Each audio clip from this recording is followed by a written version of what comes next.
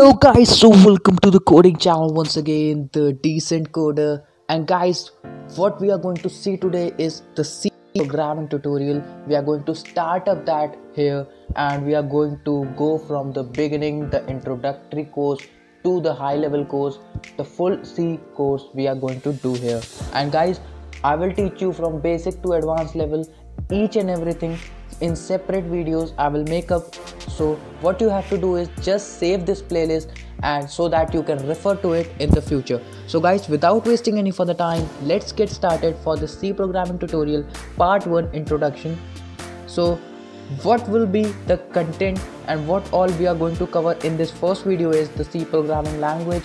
The C programming language, basically concepts I'm talking about, not the language, which like the whole language will be covered in the different videos in the playlist, which will be hitting time to time in the coming days.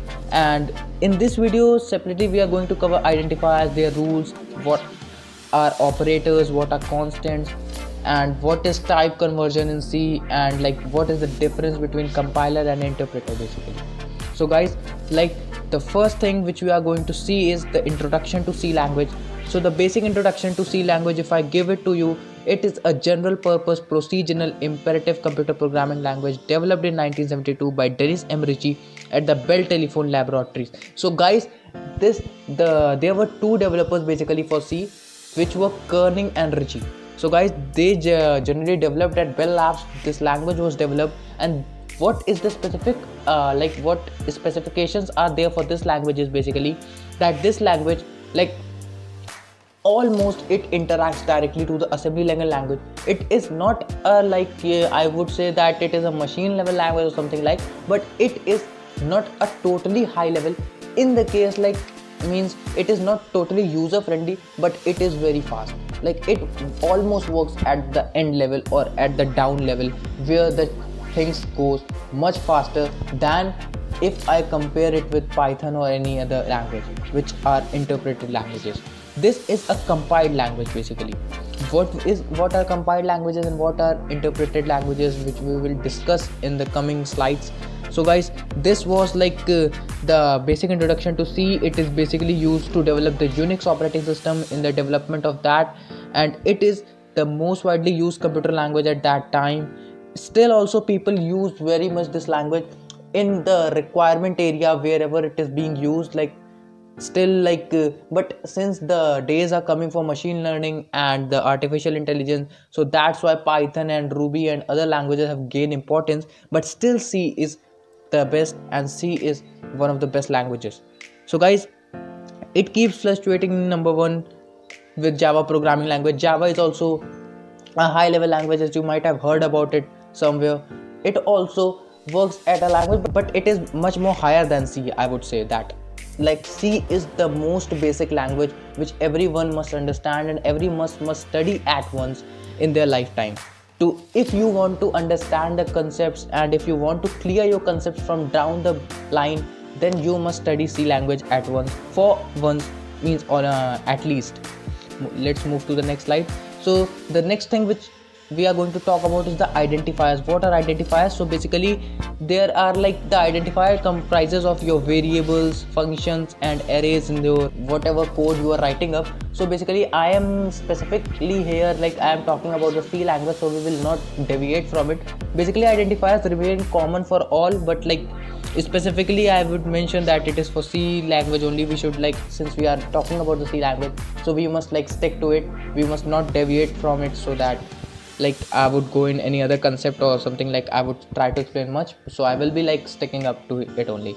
So what are variables? Variables you can understand is like if I give you an example, then if you are living in Lucknow, suppose you are living in Lucknow, then the house address which you comprise of, it is a type of variable. Variable, what it does is, whenever you define a variable in a programming language, what it does is it allocates some space in the memory. It allocates some space to define some sort of value or data if you want to store. It does that thing. Variable you can think of as an identifier, like suppose if someone wants to visit your home, then what he or she will do is that like it would be much easier for him to like locate your house in Lucknow if he knows your home address rather than your name, because there might be multiple person with the same name residing in the same city, but there must be only a specific house address which would be for you, allocated for you only, so it will be much easier for anyone to locate you. So it is generally, you can understand in this way only, it stores the memory address of a particular data, I would say. Next, moving to the functions. What is their basic use is that it is used for reusability purpose. Reusability means you have defined a set of code and you want to use it again and again in your in your whole code. You are defining it at once and then you are using it again and again whenever you want to use it, and you are simply calling it by its name. So basically this is the work of a function, like it provides you the reusability feature. They are the building blocks known as functions. So you can like read it, pause this video and you can read about it, whatever is written here. I am just explaining you in my own words whatever I have what I have in my mind basically, so I'm not reading it out. You can read it out by pausing this video. What are arrays? Arrays are basically a kind of data structure. Data structure, if I talk about any particular structure to store data, is known as a data structure. It basically allows you multiple ways to store your data. Since there are a lot of ways in which you can store your data, so data structure basically comprises of that thing only. So arrays are a fixed size sequential collection of elements of the same type. What you can do is, if you want to like store a particular type of data we will like, if I say, then in C language basically the type of data are like, you have integer type data. Integer, what it comprises is your numerical data, 9, 1, 2, 3, 4, 5 like this. Then comes your float, char and other data. Float is a decimal value which is of shorter length, and double is the bigger form of float, means a higher, wider, like it has a wider range than float, I would say. Then the same as I told you about integer type data. Integers short form is short, it has a small range. Integer is the middle one. Then comes long. Long is the higher form of, like, means the bigger range of integer. Then your character. Characters more like it consists of the single character. We have character array. Basically we don't have any sort of string data type. You might have heard, that's why I'm telling you about here we comprise of a character array to store a string, and that's also correct in some sense, if I would say, because a string, a word is a collection of characters only. A particular word, if you will see, then it is made up of by joining your characters only.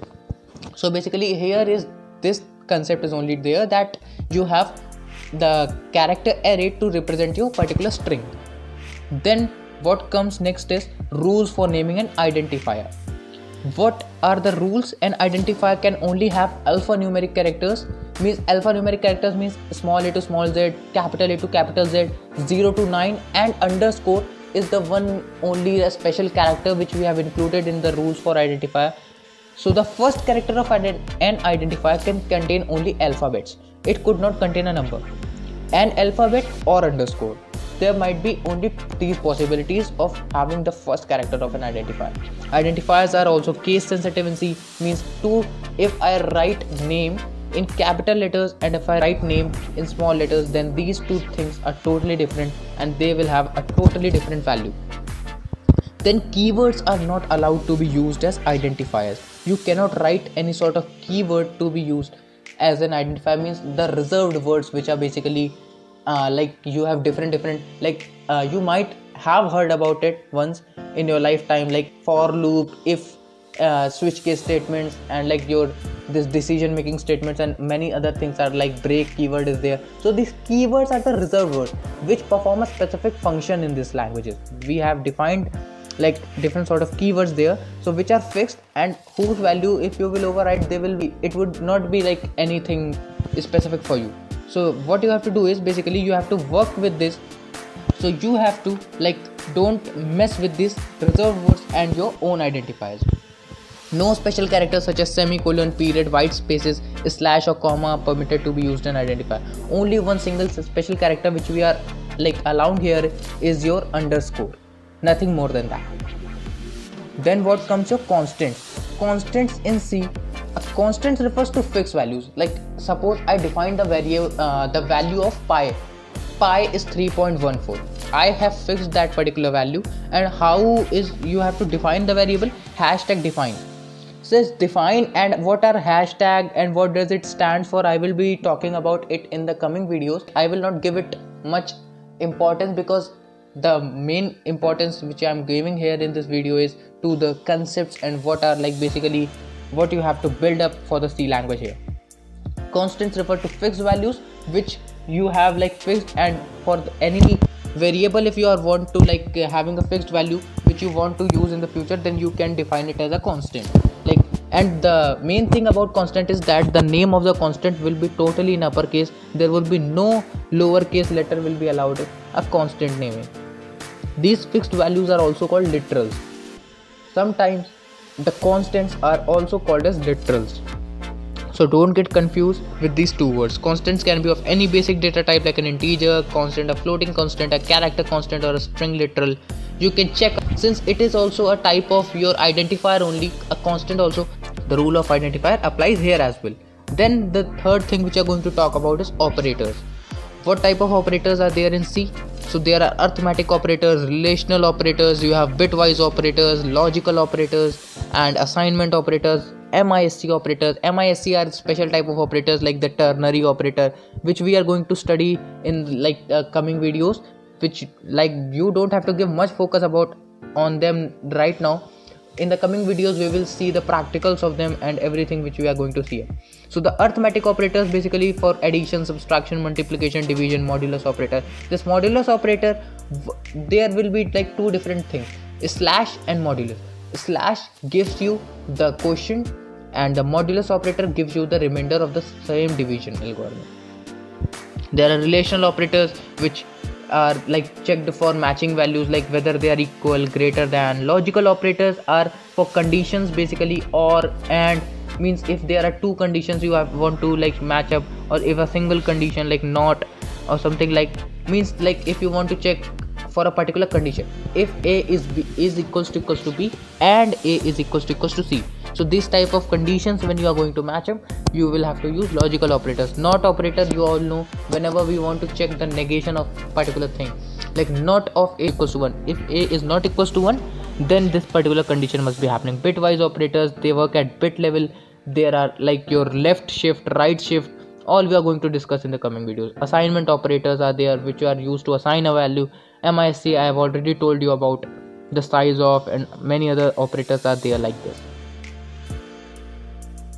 Type conversion in C language. So basically there are two types of type conversion. One is implicit type conversion, which automatically is done by the compiler when you are like going from a small data type to a larger data type. Means if you want to convert a value from int to float, then it will be automatically detected whenever it is required, and it will automatically convert that data type to another one, done by compiler on its own without any external trigger from the user. Generally it takes place when in an expression more than one data type is present. So whenever there is a messing of data, or whenever it is required, sometimes when you have such requirements, then you have to do these sort of thing. Like it will automatically be able to detect like your data type conversion will be automatically happening there. What are explicit type conversion? When you want to specifically convert like float to int, means higher level data type to lower level data type. Lower to higher automatically happens, but higher to lower you have to specifically mention, yes, I want to convert my float data type into integer data type because there is a requirement for me. So you have to like manually do that thing. So that is your explicit type conversion. The syntaxes I have mentioned down, you can check it out them as well. Then the main thing comes is the compiler versus interpreter. What is the basic difference between these two things? So the interpreter, what it does is it reads your like the whole source code line by line, and whenever there is a sort of error, it stops at that particular line and then starts like it stops and then you provide you the like error, that this is the particular error at this line. So what happens is like in the compiler the whole source code is analyzed at once. Whatever is like wherever the compiler found you the bug, then what it will do is it will be listing all the errors at once in your like output window basically. So which one is faster, compiler or interpreter? If I talk about interpreter, then it is much faster, because in the case, like whenever your source code, since it is reading your code line by line, it or gets stopped whenever it encounters any error. It will not go ahead of it. So, and in the case of compilation, if there is an error, and if you fix the bug, suppose you have an error in your code, and if you fix the bug, when you fix the bug and you recompile the source code, then it recompiles the whole source code at that time, means double, like the full process goes again. While in the case of interpreter, when you fix the bug, that particular source code, like the interpretation, it starts interpreting the next thing from upcoming line, or basically from where it has stopped. It starts like executing from there only. It starts like interpreting from there. That's why it becomes much faster for interpreter and less in case of compiler. Whereas if I consider about in the terms of language, so basically there are like the compiled language you have C, and the interpreted language is Python. There will be question in your mind that Python, people say that C is like the faster than Python, although C is a compiled language. So the reason behind this is that the C works at a lower level. Python is itself, a part of Python is built in C. So how could Python be more faster than C? Python source code gets first converted into the language in which the Python is written, then it gets converted into the language then in which that particular language is written, and this same thing, this phenomena goes on until unless the final stage is achieved. So although the Python is not as much slow as you all consider it, like it will be affecting your it will be affecting your result or output or something, because still Python is used in many fields. It is used for machine learning as well, machine learning basically. So guys, it is not as much slow as you consider it. If a language is doing these much of things, there would be definitely something which would be like extra in that particular language, which would have made it much slower for that to execute. So that's the reason. It is totally user friendly language. You just have to write print and it prints you the thing. It prints whatever you write in a print and then you provide the message. Whereas in other languages it takes much more than that. So basically you can read about the compiler versus interpreter, the whole thing in the slide given here, and there's nothing much to discuss about it more at present. So guys, thank you, and if you like this video then please do like, share and subscribe to the channel. Do check the certification courses, other coding videos and ethical hacking tutorials as well in my coding channel. So thank you guys, and let me see you in the next video.